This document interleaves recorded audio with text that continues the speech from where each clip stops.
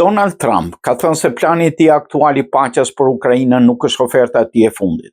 Duke folur jashtë shtëpisë së bardhë me gazetarët, presidenti amerikan u pyet nëse plani me 28 pika është oferta përfundimtare. Jo, as pak, tha ai. Do donim të arrijmë paqen. Duhet kishte ndodhur shumë kohë më parë. Lufta e Ukrainës me Rusinë nuk duhet kishte ndodhur kurrë. Nëse do të isha president, nuk do të kishte ndodhur kurrë.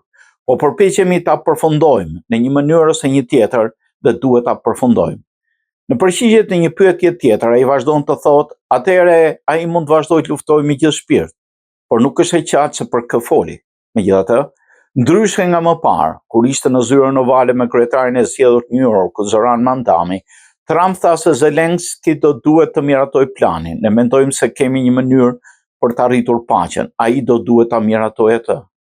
Drafti i planit amerikan për të dhënë fund luftës Rusi-Ukrainë parashikon që Ukraina të dorëzojë Rusisë zonat të paokupuara të Donbasit dhe të reduktojë ushtrinë e saj në 6.000 trupa, propozime që Kievi i ka cilësuar të papranueshme.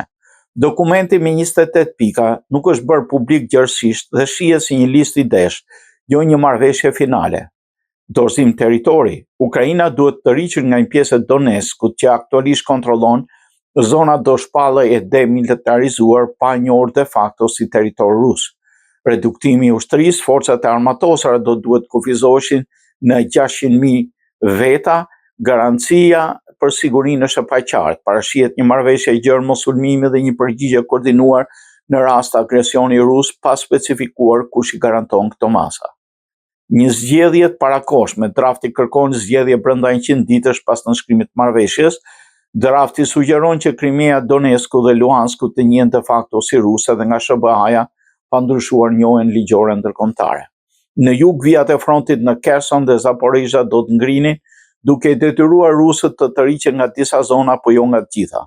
Kievi e ka refuzuar prerësi çdo njohje të territorit pushtuar dhe çdo kufizim me forcën e vet mbrojtëse.